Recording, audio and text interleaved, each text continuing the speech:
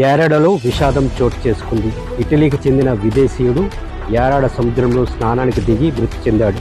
ఇటలీకి చెందిన 16 మంది విదేశీయులు ఈరోజు మధ్యాహ్నం పర్యాటకానికి యారాడ బీచ్కు వచ్చారు. మధ్యాహ్నం 2 గంటల ప్రాంతంలో 16 మంది కలిసి స్నానానికి సముద్రంలోకి దిగారు. ఒక్కసారిగా అలల ఉధృతి పెరగడంతో 16 మందిలో 2 ప్రమాదానికి చిక్కుకున్నారు. వెంటనే అక్కడున్న లైఫ్ గార్డ్ సిబ్బంది వారిని కాపాడి ఒడ్డుకు తీసుకొచ్చారు. అప్పటికే 2లో ఒకరు అపస్మారక స్థితిలో ఉండడంతో వారిని సిపిఆర్ కూడా చేశారు. సిపిఆర్ చేయడంతో ఒకరు ప్రాణాలతో బయటపడగా మరొకరు ప్రాణాలు విడిచినట్లు ధృవీకరించారు.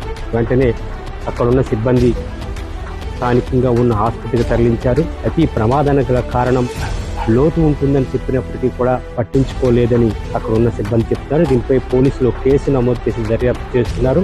అదేవిధంగా ఇటలీకి సంబంధించిన వారు ఎక్కడి నుంచి వచ్చారు, వాళ్ళ పేర్లు ఏంటి అనేది ప్రస్తుతం తెలుసుకునే పనిలో పోలీసులు ఉన్నట్లు మనకు తెలుస్తుంది. ప్లీజ్ సబ్స్క్రైబ్ రావర్ రిపోర్ట్స్.